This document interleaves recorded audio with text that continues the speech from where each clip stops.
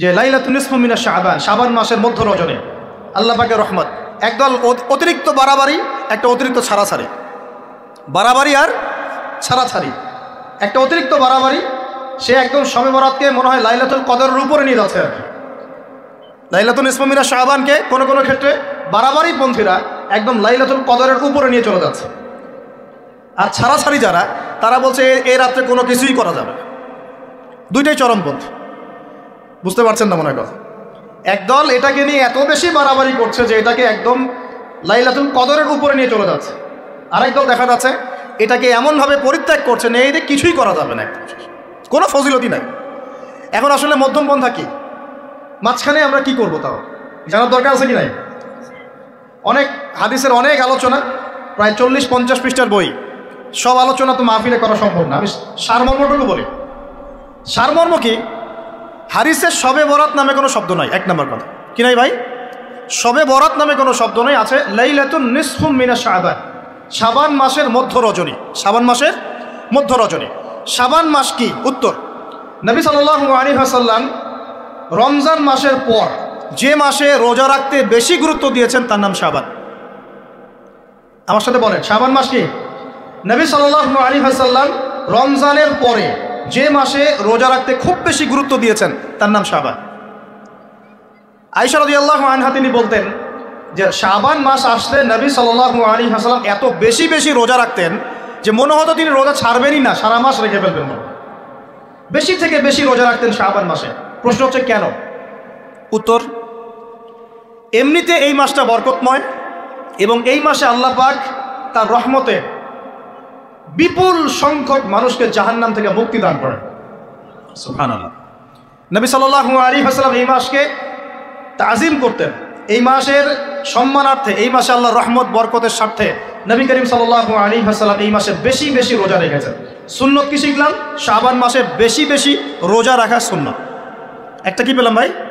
শাবান মাসে বেশি বেশি রোজা রাখা সুন্নত। আপনি যদি মুকিম হন, শরীর সুস্থ থাকে, মুসাফির না, আপনার সুস্থতা আছে, সব ঠিক আছে, আপনি চেষ্টা করবেন এই মাসে বেশি বেশি রোজা রাখার। পারা যাবে ইনশাল্লাহ। এটা নবীর সুন্নত হবে।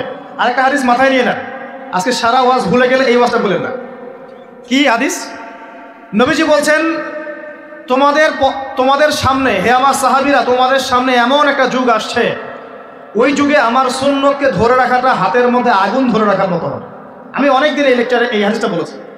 তোমাদের সামনে এমন একটা কঠিন যুগ আসছে, জামানা সবরিন, সবরের যুগ, কঠিন যুগ। ওই যুগে ঈমান ধরে রাখা, মানে আমার সুন্নতের উপর থাকা, হাতে আগুন ধরে রাখার মতো হবে। ওই যুগে যদি তোমরা আমার একটা সুন্নতকে জীবিত করতে পারো, সমাজে একটা সুন্নত মরে গেছে, ওটাকে আবার জীবিত করতে পারো, তাহলে 50 জন শহীদ সাহাবীর নেকি পাবে। হাদিসটা বুঝলেন? শুধু নেকি না, আপনি 50 জন শহীদ সাহাবীর নেকি পাবেন যখন চলমান সমাজে একটা সুন্নত মিটে গেছে, নাই, মানুষ আমল করছে না, কিন্তু আপনি সেটাকে জীবিত করলেন। পারা যাবে ইনশাল্লাহ। একটা দেখাচ্ছি, যেমন সাহাবীদের যুগে মানুষ মসজিদে ঢুকলে কি করতো জানেন? আগে 2 রাকাত নামাজ পড়তো। কি করতো? মসজিদে ঢুকেই, ওযু অবস্থায় মসজিদে ঢুকেই তারা বসতেন না। আগে 2 রাকাত নামাজ পড়তেন, দুখুলুল মসজিদ বা তাহিয়াতুল মসজিদ, তারপরে বসতেন। আর নবীজি বলেছেন কিয়ামতের আগে আগে এই দুখুলুল মসজিদ, তাহিয়াতুল মসজিদ, এই নামাজটা উঠে যাবে। উঠে যাচ্ছে না আস্তে আস্তে। মসজিদে ঢুকলে মানুষ ধাপ করে বসে পড়ে, তাই না? মানুষ ভুলেই গেছে এটা সুন্নত। এখন আপনি যদি এই সুন্নতটাকে আবার জীবিত করতে পারেন, ইনশাল্লাহ 50 জন শহীদ সাহাবীর নেকি পাবেন। সমাজে এখন দাড়ি শেভ করা ফ্যাশন হয়ে গেছে, বুঝলেন? অনেকে শেভ না করলে চাকরি দেয় না। শেভ না করলে কি হয় না? চাকরি পাওয়া যায় না। স্কুলে তো না, কলেজে গিয়ে পড়তে গেলে ক্লাস করতে দেয় না। দাঁড়িয়ে আসে, যাও শেভ করে আসো, তাই বলে। এখন সমাজ চলছে উল্টা। এখন যদি আপনি নবীর সুন্নতকে আবার জীবিত করতে পারেন, 50 জন শহীদ সাহাবীর নেকি পাবেন ইনশাআল্লাহ। রাতে ঘুমানোর সময় একটা সুন্নত আছে, 33 বার সুবহানাল্লাহ, 33 বার আলহামদুলিল্লাহ, 34 বার কি আল্লাহু আকবার। বহু মানুষই পড়ে না। আপনি যদি পড়তে পারেন, ইনশাআল্লাহ আল্লাহ পাক আপনাকে রেখে দিবেন। সমাজে বহু মানুষ চুল একদম এখন মেসি রোনাল্ডো কাট, তাই না? মেসি কাট আর রোনাল্ডো কাট। আর আমি সিলেট অঞ্চলে দেখে আসছি একদম লন্ডন কাট, 2 পাশ ছিলে, মাঝখানে চুল। লন্ডন থেকে শিখে আসছি। এখন চুলেরও কিন্তু সুন্নত আছে কি নাই? দাড়ির যেমন সুন্নত আছে, চুলের সুন্নত নাই। একদম সামন পিছন সমান করতে পারেন, অথবা যদি চুল নাই থাকে তাহলে চুল মাথা মুন্ডন করেও রাখতে পারেন, অনেক সাহাবীর মাথা মুন্ডিত ছিল।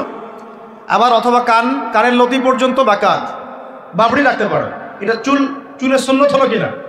এখন সমাজের সব মানুষ এই সুন্নতটাকে ভুলে গেছে। আপনি সুন্নত মনে করে রেখেছেন, ইনশাল্লাহ আপনি নেকি পাবেন ইনশাআল্লাহ। এরকম অগণিত সুন্নত আছে, অগণিত, যেগুলো আমাদের সমাজ থেকে আস্তে আস্তে উঠে যাচ্ছে। আমি খুব দুঃখের সাথে বলছি, অনেক মসজিদে ফরজ নামাজ পড়ার পরে আমরা কি করি? একটা মোনাজাত করি, আল্লাহুম্মা আমিন বিরহমাতিকা ইয়া আরহামার রাহিম, ব্যাস উঠে চলে গেলাম, তাই না? উঠে চলে যায় না? তারপর স্যান্ডেল নিয়ে বাইরে চলে গেল। অথচ সালাম ফিরানোর পরে একবার বলতে হয় আল্লাহু আকবার। কি বলতে হয়? 3 বার বলতে হয় আস্তাগফিরুল্লাহ আস্তাগফিরুল্লাহ আস্তাগফিরুল্লাহ। বলতে হয় আল্লাহুম্মা আনতাস সালাম ওয়া মিনকাস সালাম তাবারাকতা ইয়া যাল জালালি ওয়াল ইকরাম। একবার পড়তে হয় আয়াতুল কুরসি, 33 বার সুবহানাল্লাহ, 33 বার আলহামদুলিল্লাহ, 33 বার আল্লাহু আকবার, তারপর কালিমা শাহাদা। এরপর সূরা ফালাক একবার, সূরা নাস একবার, ইখলাস একবার। আরো দোয়া, অনেক দোয়া আছে। আল্লাহুম্মা লা মানিআ লিমা আ'তাইত ওয়া লা মু'তিয়া লিমা মানা'ত ওয়া লা ইয়ানফা'ু যাল জাদ্দি মিনকাল জাদ। পড়তে হয় আল্লাহুম্মা ইন্নী আউযু বিকা মিনাল হাম্মি ওয়াল হাযান ওয়াল আ'জজি ওয়াল কাসালি ওয়াল বুখলি ওয়াল জুবন ওয়া দালা'id দাইন ওয়া গলাবাতির রিজাল। পড়তে হয় আল্লাহুম্মা আ'ইন্নী আলা যিকরিকা ওয়া শুকরিকা ওয়া হুসনি ইবাদাতিকা। আরো অনেক দোয়া আছে। দেখেন তো, মোনাজাত করেন, আমি তো না করছি না, আমি তর্ক করতে আসি না এখানে, এটা নিয়ে আমি ঝগড়া করতে আসি। কিন্তু এই সুন্নতটা যে উঠে গেল, মোনাজাতটা করে যে মসজিদ থেকে বের হয়ে চলে গেলেন, এই সুন্নতটার উপর আমল কে করবে? সুন্নত উঠে গেল না? আপনি যদি বসে এখন সুন্নতটা প্রতিষ্ঠা করেন, 50 জন শহীদ সাহাবীর নেকি পাবেন ইনশাআল্লাহ। এগুলো তো গেল আমলিয়াত। সমাজ চলছে সুদের উপরে, আপনি যদি হালাল অর্থনীতি প্রবর্তন করতে পারেন তাহলে কত নেকি পাবেন? সমাজ চলছে জেনায়, আপনি এখন পর্দা প্রতিষ্ঠা করলেন তাহলে কত নেকি পাবেন? সমাজে চলছে দুর্নীতি, আপনি এখন আমানতদারিতা ইনসাফ প্রতিষ্ঠা করলেন, কত নেকি পাবেন? সমাজে চলছে শয়তানি, সব শয়তানি। কি চলছে? শয়তানি। এখন আপনি আল্লাহ রাব্বুল আলামিনের ওহী প্রতিষ্ঠা করলেন, কত নেকি পাবেন? নিঃসন্দেহে আর অনেক বেশি নেকি পাবেন। আল্লাহ পাক আমাদেরকে সেই লক্ষ্যে কাজ করার তৌফিক দান করুন। প্রিয় ভাইরা, যে কথা বলতে এখানে আসলাম, এক বাড়াবাড়ি এই মাসে নবীজি বেশি বেশি রোজা রাখেন। তাহলে আমরা কি করবো এই মাসে ভাই? 1 নম্বর কাজ, বেশি বেশি রোজা রাখার চেষ্টা করবো ইনশাআল্লাহ। আল্লাহ তৌফিক দান করবেন। এবার আরেকটা পয়েন্ট বলি, সামনে রমাদান মাস। রমজান মাস আসলে আমরা মাশাআল্লাহ পরিপূর্ণ মুসলিম হওয়ার চেষ্টা করি, কিন্তু সারা বছর এটা ধরে রাখতে পারি না। রমজান মাসে যে নামাজ পড়ে না সেও মসজিদে যায়। দেখা যায় যে জুমার নামাজও পড়ে না, ও তারাবির নামাজ পড়তে যায় কি না? ওই দিন গিয়ে বলে এসি দেন, ইমাম সাহেব এসি অন করেন, তাই না? সারা বছর তো আসে নাই। ওই দিন গিয়ে বলে ইমাম সাহেব এসি বন্ধ কেন? এই মুয়াজ্জিন সাহেব ফ্যান দেন। তখন ওখানে গিয়ে মানে কি বলবো, হ্যাঁ পাতকপরি করে আর কি। যাক, তারপরেও যে মসজিদে আসছে আমরা দোয়া করে আল্লাহ হেদায়েত দান করুন। আমরা তো কাউকে পিছনে ফিরাই দিব না, দিব? এখন রমজান মাস আসলে আমরা মাশাআল্লাহ রোজা রাখি, মানুষকে ইফতার করাই, দান সদকা করি, আমরা যাকাত দেই, তারাবি পড়ি, কোরআন তেলাওয়াত করি, আমরা মাশাআল্লাহ অনেক আমল করি। এই আমলগুলো কি একবারে ধাপাস করে ধরে ফেলা সম্ভব না? একটা আস্তে আস্তে ট্রেনিং প্রসেস লাগে। একটা ফ্যান চালু করলে ফ্যানটা কি শুরুতেই ধাপাস করে ঘুরতে শুরু করবে, নাকি আস্তে স্লোলি স্লোলি সে মোমেন্টাম ধরবে? কোনটা? আস্তে আস্তে সে গতি পাবে না, ধীরে ধীরে গতি পাবে। ঠিক শাবান মাসে এত বেশি রোজা রাখা, ইবাদত করার অর্থ কি? যাতে রমজান মাসে আপনি পরিপূর্ণ ইবাদত করতে পারেন। বুঝতে পারছেন কথা? রমজানে গিয়ে তো শুরুতেই সব ইবাদত ধরে ফেলা সম্ভব হবে না। মনে করেন আগামীকাল পহেলা রমজান, আজকে থেকে আপনি সব ইবাদত একসাথে করতে পারবেন? তখন গিয়ে আপনি বেগ পেতে হবে। কিন্তু একটা মাস আগে থেকে যদি ট্রেনিং নেন, ইনশাআল্লাহ রমজান মাসে ইজি হয়ে যাবে। এটা একটা কারণ নবী সাল্লাল্লাহু আলাইহি ওয়াসাল্লাম শাবান মাসে বেশি বেশি রোজা রাখতেন, আমল করতেন। আল্লাহ পাক আমাদের সবাইকে শাবান মাসে বেশি বেশি আমল করার তৌফিক দান করুন, যাতে রমজান মাসে গিয়ে আমরা সুবিধা পাই, রমজান মাসের হকটা আদায় করতে পারি।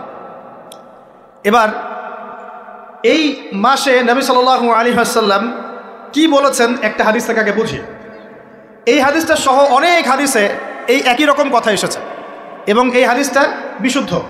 এটাকে অস্বীকার করলে হাদিস অস্বীকারী হয়ে যাবে। বাড়াবাড়ি গ্রুপ, ছাড়াছাড়ি গ্রুপ, উভয়ের জন্যই নসিহত। নবী সাল্লাল্লাহু আলাইহি ওয়াসাল্লাম বলেছেন, ইন্নাল্লাহা তাআলা, নিশ্চয় আল্লাহ রাব্বুল আলামিন, লা ইয়াত্তালিউ ফি লাইলাতিন নিসফি মিন শাবান, শাবান মাসের মধ্য রজনীতে আল্লাহ রাব্বুল আলামিন তার রহমতের দৃষ্টি প্রশস্ত করেন। সুবহানাল্লাহ। আল্লাহ পাক শবে বরাত মানে আমরা যেটা বুঝি প্রচলিত অর্থে, লাইলাতুন নিসফি মিন শাবান, শাবান মাসের মধ্য রজনী, যে 15 শাবানের এই যে রজনী, এই রাতে আল্লাহ রাব্বুল আলামিন তার সৃষ্টির দিকে তার রহমতের দৃষ্টিটা প্রশস্ত করে দেখেন, প্রশস্ত করেন। এবং ওয়াগফিরু লিজামিই খালকিহি, আল্লাহ পাক তার সমস্ত সৃষ্টিকে মাফ করে দেন। আল্লাহ পাক কি করেন? তার সমস্ত সৃষ্টিকে কি করেন? মাফ করে দেন। কথাটা ভালো করে বোঝেন। আল্লাহ পাক তার সমস্ত সৃষ্টিকে মাফ করে দেন, ইল্লা, তাদেরকে ব্যতীত। এক, ইল্লা লিমুশরিকিন, এক নাম্বার যে ব্যক্তি মুশরিক, যে শিরক করে আল্লাহর সাথে, যে আল্লাহর সাথে শিরক করে। আর দুই, মুশাহিনিন, যে ব্যক্তি অন্তরে মানুষের সাথে বিদ্বেষ পোষণ করে, হিংসা বিদ্বেষ মনে আছে এরকম ব্যক্তি, এবং মনের মধ্যে শিরক আছে, শিরকি আকীদা, মুশরিক, এই দুই শ্রেণীর মানুষ ছাড়া আল্লাহ পাক সমস্ত মানুষকে মাফ করবেন। সুবহানাল্লাহ। তাহলে এই রাতের ফজিলত প্রমাণ হলো কিনা? রাতের ফজিলতটা প্রমাণ হলো কিনা? আচ্ছা, এখন এর ব্যাকআপ আরও অনেকগুলো হাদিস আছে। ওই সবগুলো হাদিসকে একত্রিত করলে এমনই কনক্লুশন আসে।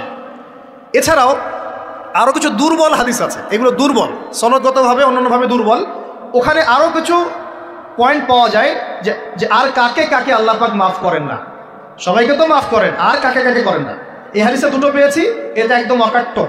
এটা হলো মুশরিক, আল্লাহ পাক মাফ করেন না। দুই, যে অন্তরে হিংসা বিদ্বেষ পোষণ করে, হিংসা বিদ্বেষ আছে, এদেরকে আল্লাহ মাফ করেন না। আরও কিছু দুর্বল বর্ণনা থেকে পাওয়া যায়, এটা দুর্বল বর্ণনা, কিন্তু জেনে রাখতে তো সমস্যা নেই। সমস্যা আছে? আর পাপ তো পাপই, দুর্বল হাদিসে আসুক আর কঠিন হাদিসে আসুক, পাপ তো পাপই নাকি? পাপ ছাড়তে কোনো সমস্যা আছে? তো তৃতীয় এক শ্রেণীর নাম পাওয়া যায়, যারা হচ্ছে আত্মহননকারী, নিজেরা নিজেদেরকে আত্মহত্যা করেছে, এদেরকে আল্লাহ মাফ করেন। আত্মহনন বোঝেন কিনা? আত্মহত্যা যারা করে, আত্মহনন, এটা একটা শ্রেণী পাওয়া যায়। 4 নম্বর একটা পাওয়া যায় আত্মীয়তার সম্পর্ক ছিন্নকারী, আত্মীয়তার সম্পর্ক ছিন্নকারী। 5 নম্বর একটা পাওয়া যায়, সেটা হলো মাদক দ্রব্য সেবনকারী।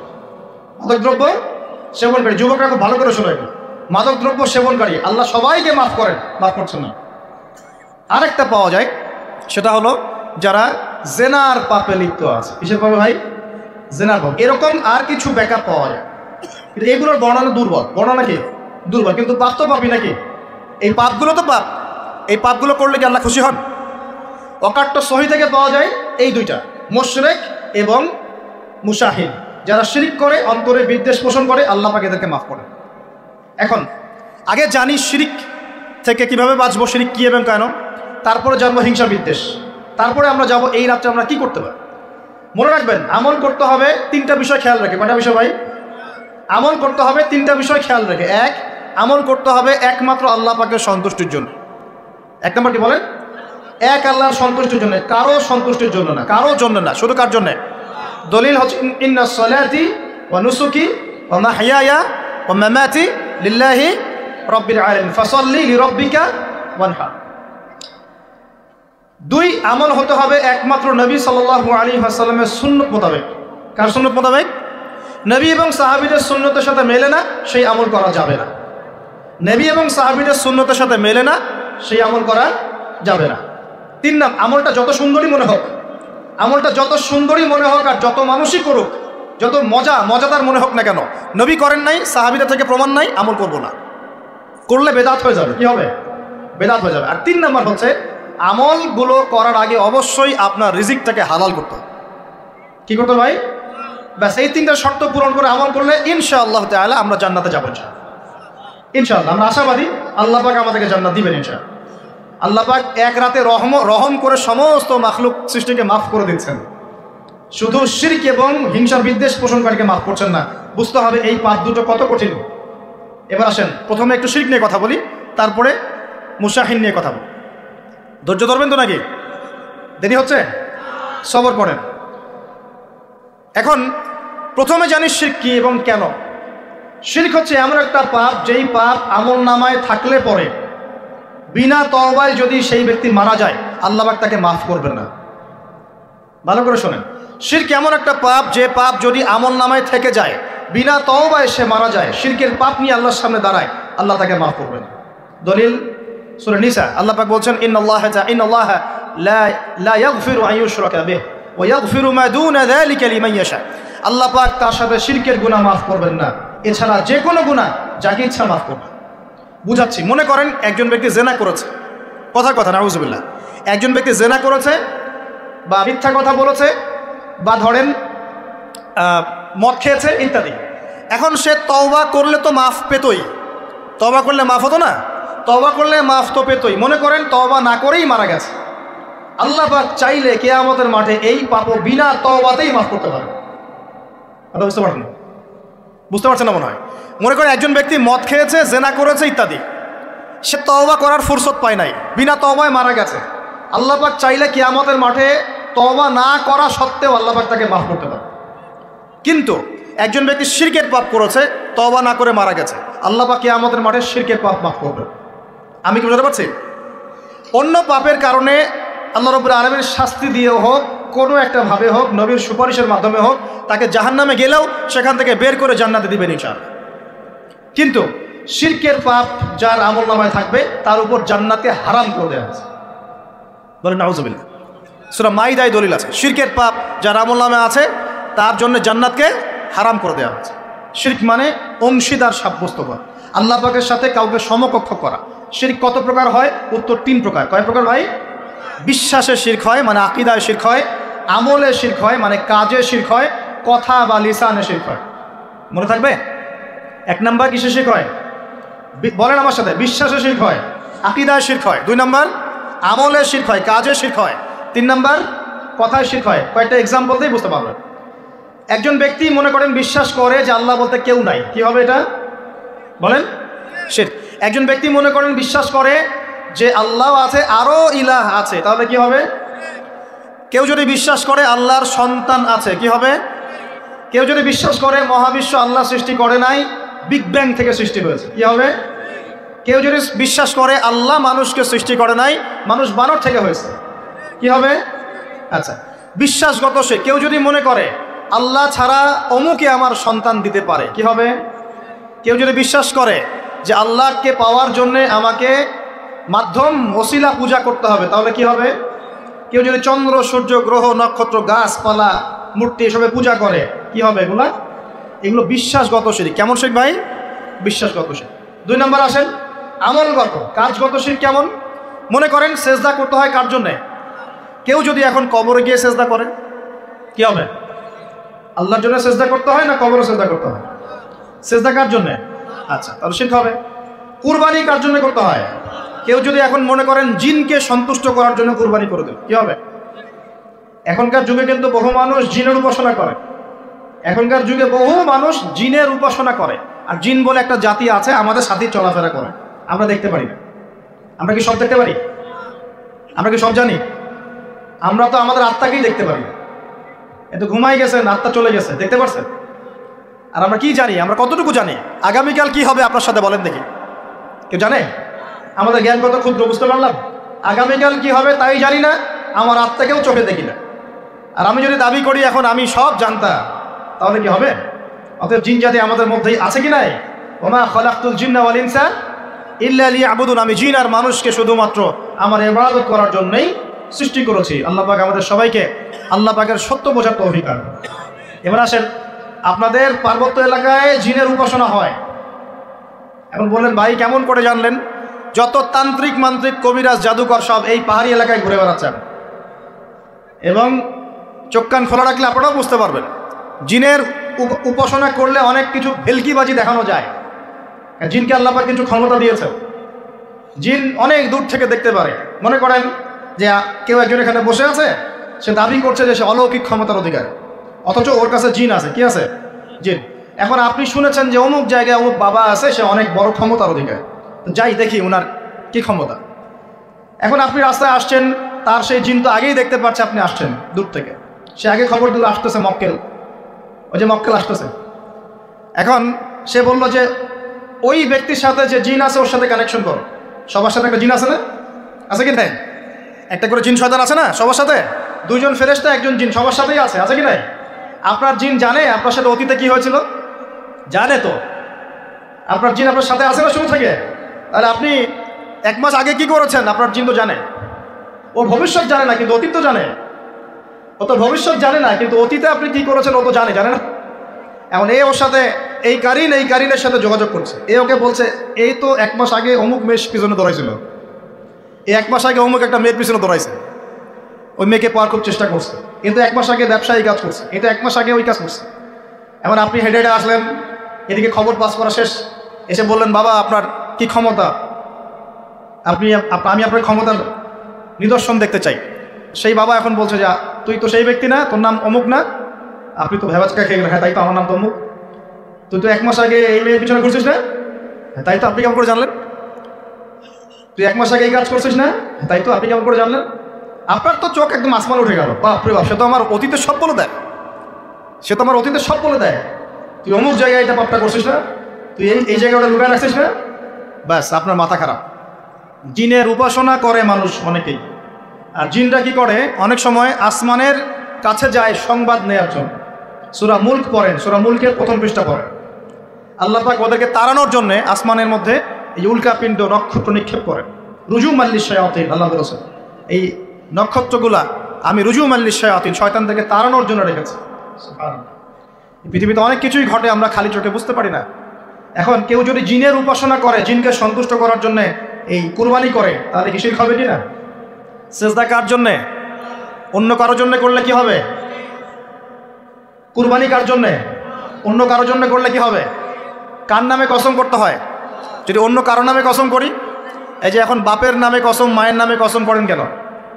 কসম করা যাবে না এভাবে। মান হালাফা বিগাইরি ইসমিল্লাহি ফাকাদ কাফার, কেউ যদি আল্লাহ ছাড়া অন্য কারো নামে কসম করে সে কুফরি করবে। যদি কসম করতেই হয় আপনাকে আল্লাহরই কসম করতে হবে। যদি কসম করতে হয় কার কসম করবেন? আর আল্লাহর কসম করে কি মিথ্যা বলতে পারবেন? মিথ্যা বললে তখন কাফারা দেওয়া লাগবে। আচ্ছা, কাফারা কি? সবচেয়ে সহজ কাফারা হচ্ছে 3টা রোজা রাখা। কয়টা রোজা? 3টা। আসেন আমরা যাই। এখন কসম করবো আল্লাহর জন্যে, দোয়া করেন কার কাছে? দোয়া কার জন্যে? এখন যদি অন্য কারোর কাছে দোয়া করা শুরু করি, সন্তানকে দিবে, অন্য কারো কাছে চাওয়া শুরু করি। মনে করেন আপনার রোগ ব্যাধি দেওয়ার ভালো করার মালিককে, যদি এখন আপনি একটা আংটি পরে মনে করেন এই আংটি আপনার রোগ ভালো করবে, কি হবে? শিরক হবে কি না? এরকম অগণিত কাজের শিরক আমরা করছি। আল্লাহ পাক আমাদের শিরক থেকে বাঁচান। আর ভবিষ্যতের মালিককে, সময়ের মালিককে, ভবিষ্যৎ কে জানে? রাস্তায় টিয়া পাখি দেখে ভাগ্য পরীক্ষা করছে, ও কি ভবিষ্যৎ বলতে পারবে? যদি ওখানে গিয়ে হাত দেখান শিরক হবে না? রাশিফল দেখা যায়, রাশিফল কি? রাশিফল আজকে তোমার দিনটা কেমন যাবে, কালকে তোমার দিনটা কেমন যাবে, আছে না? তো এগুলো বিশ্বাস করলে কি হবে? এবং পদে পদে শিরকে নিমজ্জিত আছে। এগুলো তো গেল আমলগত শিরক, আরও অনেক শিরক আছে। আমাদের কথার মধ্যেও শিরক হয়। কিসের মধ্যে? কথার মধ্যে। যেমন আমরা বলি ডাক্তার ভালো ছিল, না হলে রোগীকে বাঁচানো যেত না, বলি কি না? অনেকে বলি না? শিরক হবে। কেউ যদি বলে যে ড্রাইভারটা ভালো ছিল, না হলে গাড়ি নির্ঘাত অ্যাক্সিডেন্ট করতো, কি হলো কথায়? আরেকটা বিষয় আছে, আমরা অনেক সময় ইবাদত করি মানুষকে দেখানোর জন্য, সবাই বড় দানবীর বলবে, আমাকে নামাজি বলবে, এটাও কি? এটাও শিরক। কথার মধ্যে আর অনেক শিরক করি। সার্বভৌম ক্ষমতার মালিককে, তাবারাকাল্লাযী বিয়াদিহিল মুলক, সার্বভৌম ক্ষমতার মালিককে। আর আমরা যদি মনে করি আমরাই সার্বভৌম ক্ষমতার মালিক, কি হবে? শিরক হবে না? এরকম প্রচুর শিরকে আমরা নিমজ্জিত আছি। সবচেয়ে বড় যে শিরকটা এখনকার বিশ্বে চলছে সেটা হলো আল্লাহ পাকের হালালকে আমরা হারাম করে নিচ্ছি, আল্লাহর হারামকে হালাল করে নিচ্ছি। করছে কি না? বুঝতে পারছেন না মনে হয়। মাদক দ্রব্য কি হালাল না হারাম? আমরা অনেক সময় হালাল করে নিয়েছি, নাই? জেনা হারাম না হালাল? আমরা এখন জেনাকে প্রমোট করছি, উস্কে দিচ্ছি। সমকামিতা হালাল না হারাম? এই সমকামিতার ব্যাধি ছড়িয়ে পড়েছে এখন সমাজের রন্ধ্রে রন্ধ্রে, পড়েছে না? এদেরকে আল্লাহ পাক এমন শাস্তি দিবেন যে শাস্তি আল্লাহ পাক কুল কায়নাতে কাউকে দেন নাই। কেমন শাস্তি দিবেন? কওমে লূতকে আল্লাহ রাব্বুল আলামিন মাটি থেকে উপরে উঠিয়ে আকাশ থেকে পাথর বর্ষণ করে থেতলে দিয়ে আবার মাটিতে দাফন করে দিয়েছে কওমে লূতকে। আল্লাহু আকবার। এই শাস্তি অপেক্ষা করছে এদের জন্য। সুদ হালাল না হারাম? আমরা কি এটাকে জায়েজ করে নিচ্ছি কিনা, খাচ্ছি কিনা? এই বিশ্বের সবচেয়ে বড় একটা সমস্যা চলছে, আল্লাহ পাকের হারামকে আমরা হালাল করছি, হালালকে হারাম করি, এটাও শিরক। এখন আল্লাহ পাক যে বলছেন সবাইকে মাফ করে দিবেন, আল্লাহ পাক শিরক যে করে তাকে মাফ করবেন না। এখন বলেন কত % মানুষ মাফ পাবে? এই পাপগুলো কত মানুষ করছে? সবাই করছে না? মোটামুটি সবাই মোটামুটি শিরক করছে। আল্লাহ পাক আমরা সবাইকে শিরকের পাপ থেকে বাঁচিয়ে রাখেন। এর পাশে একটা শিরক আছে রিয়া বা গোপন শিরক, লোক দেখানো আমল, এটাও গোপন শিরক। আর এক শ্রেণী। আচ্ছা, এখানে একটা কথা বলে রাখি, এই শিরকগুলো থেকে বেঁচে থাকলে কি হবে? শিরক থেকে বেঁচে থাকলে আপনার আমল নামায় যদি আসমান জমিন সমান গুনাহও থাকে, আল্লাহ পাক সমস্ত গুনাহ মাফ করে দিবেন ইনশাআল্লাহ। মনে করেন একজন ব্যক্তির আমল নামায় জেনা, সুদ, ঘুষ, হাবি জাবি দুনিয়ার পাপ দিয়ে ভর্তি, কিন্তু কোনো একটা কারণে বা কোনো একভাবে তার আমল নামায় শিরকের কোনো গুনাহ নাই, শিরক করে নাই, ইনশাআল্লাহু তাআলা কোনো না কোনো ওসিলায় হলে আল্লাহ পাক তাকে কিয়ামতের মাঠে মাফ করে দিবেন ইনশাআল্লাহ। একটা হাদিস বললে যথেষ্ট হবে, তারপরে সামনে যাব। রাসূল সাল্লাল্লাহু আলাইহি ওয়াসাল্লামকে আল্লাহ পাক মেরাজের রাতে ওয়াদা করেছেন। কোন রাতে ভাই? মেরাজের রাতে ওয়াদা করেছেন, হে মুহাম্মদ সাল্লাল্লাহু আলাইহি ওয়াসাল্লাম, তোমার উম্মতের মধ্যে যে কোনো ব্যক্তি যত বড়ই পাপ করুক না কেন, আসমান জমিনের সমানও যদি পাপ করে আমার সামনে দাঁড়ায়, কিন্তু তার আমল নামায় শিরকের পাপ নাই, আমি আল্লাহ তার সামনে আসমান জমিন সমান ক্ষমা নিয়ে হাজির হব, মানে সে মাফ পেয়ে যাবে ইনশাআল্লাহ। অতএব শিরক মুক্ত আমল করতে পারলে ইনশাআল্লাহ এই নিসফু মিনা শাবান, লাইলাতুন নিসফি মিনা শাবান, এই শবে বরাত যেটা আপনারা বলছেন, এই রাতে আল্লাহ পাকের ক্ষমা আমরা পেয়ে যাব ইনশাআল্লাহ। শিরক মুক্ত আমল করতে পারলেই ক্ষমা হবে ইনশাআল্লাহ। আল্লাহ পাক আমাদের সবাইকে শিরক থেকে বেঁচে থাকার তৌফিক দান করুন। এই শিরক সম্পর্কে বিস্তারিত জানার জন্য শিরক কি ও কেন, কিতাব ও তাওহীদ, তারপরে কোরআন সুন্নাহর আলোকে ইসলামী আকীদা, এই বইগুলো পড়াশোনা করেন, ইনশাআল্লাহ জানতে পারবেন। আর এক শ্রেণীর মানুষকে আল্লাহ পাক মাফ করবেন না। এরা কারা? মুশাহিন। মুশাহিন মানে কি? যারা একে অপরের সাথে হিংসা বিদ্বেষ পোষণ করে। এখন বলেন দেখি, হিংসা বিদ্বেষ পোষণ করেন এমন মানুষ আছে এখন? বলেন দেখি। রাজনৈতিক অঙ্গনে একজন আরেকজনের সাথে হিংসা করছে কিনা? সামাজিক নেতৃত্ব নিয়ে একজন আরেকজনের সাথে হিংসা করছে কিনা? পরিবারের মধ্যেও একজন আরেকজনের সাথে হিংসা করছে কিনা? ভাই একজন আরেকজনের সাথে হিংসা করছে কিনা? আলেম একজন আরেকজনের সাথে হিংসা করছে কিনা? করছে না? বক্তা একজন আরেকজনের সাথে হিংসা করে কিনা? ধর্ম থেকে শুরু করে বিশ্ব রাজনীতি পর্যন্ত হিংসার দাবানলে এখন পুরো বিশ্বের মানুষ জ্বলে পুরো শেষ হয়ে যাচ্ছে, হচ্ছে না? মহিলা হিংসা করে কিনা? সতীনে হিংসা করে কিনা? সতীন বোঝেন কিনা? বিয়েই তো করেন নাই, সতীন বুঝবেন কি? সতীন কি জিনিস? দুই বউ, এক বউ কি হয়? সতীনে হিংসা করে কিনা? আয়েশা রাদিয়াল্লাহু আনহার বাসায়, মানে ঘরে নবী সাল্লাল্লাহু আলাইহি ওয়াসাল্লাম বসে আছেন, ঢুকেছেন, আর অন্য একজন স্ত্রীর ঘর থেকে একটা খাবার আসতে পারে না, আল্লাহ বসে মহব্বত করে হাদিয়া দিয়েছেন। আয়েশা রাদিয়াল্লাহু আনহা যখন দেখলেন তার ঘরের মধ্যে খাবার পাঠিয়েছে অন্য একজন স্ত্রী, পুরো থালাটাকে মাথার উপর নিয়ে থাবাস করে ভেঙে ফেলে দিলেন। তো রাসূলুল্লাহ সাল্লাল্লাহু আলাইহি ওয়াসাল্লাম মুচকি হাসছেন, আর উপস্থিত হয়তো আরো দু একজন ছিলেন, তাদেরকে বলছেন তোমাদের মা রাগ করেছে। তিনি নিজেই হাতে সেগুলো তুললেন, সব ভাঙাচোরা পিসগুলো নিজে তুলে রেখে দিয়ে ভালো থালা বাটিগুলো হাদিয়া পাঠালেন ওই স্ত্রীর ঘরে, যে ঘর থেকে খাবার এসেছে। এইভাবে ডিল করতে হয়। আর রাসূল সাল্লাল্লাহু আলাইহি ওয়াসাল্লাম তখন রাগ হন নাই, কেন এই কাজ করলাম। আরেকদিন আয়েশা রাদিয়াল্লাহু আনহা একটা কথা বলে ফেলেছেন। নবী সাল্লাল্লাহু আলাইহি ওয়াসাল্লাম তার কোন এক স্ত্রীর কাছ থেকে এসেছেন। আয়েশা রাদিয়াল্লাহু আনহা বলছেন, আপনি তার কথা কিভাবে স্মরণ করেন? সে তো একটু খাটো, এরকম একটা কথা বলেছে, সে তো একটু খাটো, একটু বেটে। আয়েশা রাদিয়াল্লাহু আনহাকে আমাদের নবীজি বলছেন, শোনো, তুমি এমন একটা কথা বলেছো, আমাদের সবার জন্য হেদায়েত আছে, তুমি এমন একটা কথা বলেছো, এই কথাটা যদি সমুদ্রের সাথে মিশিয়ে দেওয়া হয় পুরো সমুদ্রের পানি দূষিত হয়ে যাবে, বলি নাউযুবিল্লাহ। এই যে এতটুকু কথা, যে সে তো একটু খাটো ইয়া রাসূলুল্লাহ, এই যে এতটুকু কথা, খালি এই যে অত কালো, অত অমুক, অত তমুক, অত গরিব, অত কৃষক, অত ছোট লোক, অত এই যে রিক্সাওয়ালা, আমরা কথা বলি না এগুলো? আমাদের এগুলো কথা আছে না সমাজে? এগুলো বলার সাথে সাথেই এটা এমন পাপ হয়ে যায়, সাগরের মধ্যে এই পাপ মিশিয়ে দিলে সাগরের পানি নষ্ট হয়ে যাবে, নাউযুবিল্লাহ। এরকম হিংসা বিদ্বেষ মনে থাকলে তাজকিয়া পাওয়া যায় না, তাজকিয়া মানে আত্মশুদ্ধি। তো এখানে এটা স্বভাব সুলভ মানুষের মধ্যে এসে যায়, আসে কি না? আসে না? এই সবে লাইলাতুন নিসফি মিনা শাবানের হাদিসগুলোর মধ্যে একটা হাদিসে আসছে, সনদের কথা আমি বলছি না, আমি প্রসঙ্গটা বলছি, যে আয়েশা রাদিয়াল্লাহু আনহা বলছেন, আমি ঘুম থেকে উঠে দেখি রাসূল সাল্লাল্লাহু আলাইহি ওয়াসাল্লাম নামাজ পড়ছেন। কি পড়ছেন? নামাজ। তার ঘরে নামাজ পড়ছেন, নামাজে এত লম্বা সেজদা করছেন যে আমার কাছে মনে হলো নবী মনে হয় ইন্তেকাল করেছেন, নাউযুবিল্লাহ। তারপরে আমি তাকে তার বুড়ো আঙ্গুল ধরে নাড়া দিলাম। নবী সাল্লাল্লাহু আলাইহি ওয়াসাল্লাম তাড়াতাড়ি নামাজ শেষ করলেন, শেষ করে বললেন, আজকের রাত এমন একটা রাত, এই রাতে আল্লাহ রাব্বুল আলামিন তার অসংখ্য বান্দাকে মাফ করে দেন। এরপর তিনি আবার ঘুমিয়ে গেলেন, আয়েশা রাদিয়াল্লাহু আনহা। এবার উঠে বলছেন, আমি দেখলাম যে নবী সাল্লাল্লাহু আলাইহি ওয়াসাল্লাম আমার ঘরে নাই। তখন তিনি বলছেন, আমার মনের মধ্যে তখন ওই ফিলিংস আসলো যেটা মেয়েদের মধ্যে স্বভাব সুলভ চলে আসে। আমি মনে করলাম যে রাসূলুল্লাহ সাল্লাল্লাহু আলাইহি ওয়াসাল্লাম কি অন্য কোনো স্ত্রীর ঘরে চলে গেলেন আমাকে ছেড়ে? তখন আমি চাদর মুড়ি দিয়ে তাকে পিছু নেওয়া শুরু করলাম। পিছে পিছে গিয়ে দেখলাম রাসূল সাল্লাল্লাহু আলাইহি ওয়াসাল্লাম ওই জান্নাতুল বাকি বলি না আমরা, বাকিয়া গারগার, মদিনায় মসজিদ নববীর পাশে কবরস্থান আছে না, ওই কবরস্থানে নবী সাল্লাল্লাহু আলাইহি ওয়াসাল্লাম দাঁড়িয়ে মাইয়েতের জন্য দোয়া করছেন। সুবহানাল্লাহ। আয়েশা রাদিয়াল্লাহু আনহা গিয়ে দাঁড়ালেন, নবীজি বললেন, তুমি কি মনে করছো আমি তোমার সাথে প্রতারণা করছি? আমি তোমার হক নষ্ট করব? বরং আজকের রাতে আল্লাহ রাব্বুল আলামিন অগণিত মানুষকে মাফ করে দেন বলে। সুবহানাল্লাহ। এই হাদিসগুলো এসেছে শবে বরাত প্রসঙ্গে। এখানেও দেখেন আয়েশা রাদিয়াল্লাহু আনহা কিন্তু একটু জেলাসি ফিল করেছেন যে আমার ঘর থেকে আবার অন্য স্ত্রী ঘরে চলে গেল কিনা। এগুলো স্বভাব সুলভ, এগুলো আসতে পারে, এগুলো মানুষের মধ্যে কি আসতে পারে, কিন্তু বিদ্বেষ পোষণ করে একে অপরের ক্ষতি করে দেওয়া, এই কাজগুলো যারা করবে আল্লাহ পাক এই রাতে ওদেরকে মাফ করবেন না। এখন আমাদের জন্য আগে নসিহত দুইটা। এই রাত্রের ফজিলত পেতে হলে নসিহত আগে দুইটা। এক, আমাদের আকীদা আমলে কোনো শিরক থাকা যাবে না, বলি আমিন।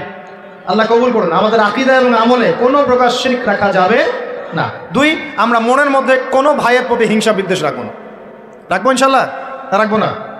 আমরা কোনো ভাইয়ের প্রতি হিংসা বিদ্বেষ পোষণ করবো না ইনশাল্লাহ। একটা হাদিস বললেই আপনি বুঝে ফেলবেন, তারপর আমি সামনে যাচ্ছি, এরপরে আমি আস্তে আস্তে ফিনিশিং দেবো ইনশাল্লাহ। আল্লাহর রাসূল বলেছেন সাল্লাল্লাহু আলাইহি ওয়াসাল্লাম, তিনি বলেছেন যে তোমরা ততক্ষণ পর্যন্ত জান্নাতে যেতে পারবে না, ভালো করে শোনেন, তোমরা ততক্ষণ পর্যন্ত জান্নাতে যেতে পারবে না যতক্ষণ তোমরা প্রকৃত মুমিন না হচ্ছ, প্রকৃত মুমিন না হচ্ছ। আর তোমরা ততক্ষণ পর্যন্ত প্রকৃত মুমিন হতে পারবে না যতক্ষণ পর্যন্ত না পরস্পরকে ভালো না বাসছো, পরস্পরকে ভালো না বাসছো। এই ভালোবাসা আবার বয়ফ্রেন্ড গার্লফ্রেন্ড ভালোবাসা না, দিনই ক্ষেত্রে ভালোবাসা। আর আমি কি তোমাদেরকে জানিয়ে দেব কি করলে তোমরা পরস্পরকে ভালোবাসতে পারবে? সাহাবীরা বলছেন, অবশ্যই বলুন ইয়া রাসূলুল্লাহ। নবীজি বলছেন, তোমরা একে অপরকে সালাম দেওয়ার অভ্যাস করো, ইনশাআল্লাহ তোমরা একে অপরকে ভালোবাসতে পারো। ইসলামের সৌন্দর্য দুটা, কয়টা ভাই? বেশি বেশি মানুষকে সালাম দেয়া এবং মানুষকে খাবার খাওয়ানো। কি খাওয়ানো? আরেকটা মনে রাখবেন, কিয়ামতের আগে আগে মানুষ বাছাইকৃত মানুষকে সালাম দিবে, সবাইকে সালাম দিবে। চলছে কিনা সমাজে? কিয়ামত দূরে না কাছে? এটা আজকে আলোচনার টপিক না, তাহলে আমি বলতাম যে কতগুলো আলামত আপনি দেখতে পাবেন। এখন আমরা বুঝতে পারলাম এই রাতের ফজিলত আছে, আছে কি নাই? এই রাতের ফজিলত কি? আল্লাহ পাক এই রাতে অগণিত বান্দাকে মাফ করে দেবেন ইনশাআল্লাহ। তবে কোন কোন মানুষকে মাফ করবেন না? এক নম্বর, যারা মুশরিক বা শিরক করে, হ্যাঁ, একে অপরের প্রতি কি বলেন, মুশাহিন, বিদ্বেষ, হিংসা বিদ্বেষ পোষণ করে, এই দুই শ্রেণীর মানুষের অন্তর্ভুক্ত হওয়া থেকে আল্লাহ আমাদেরকে বাঁচাক, আমিন।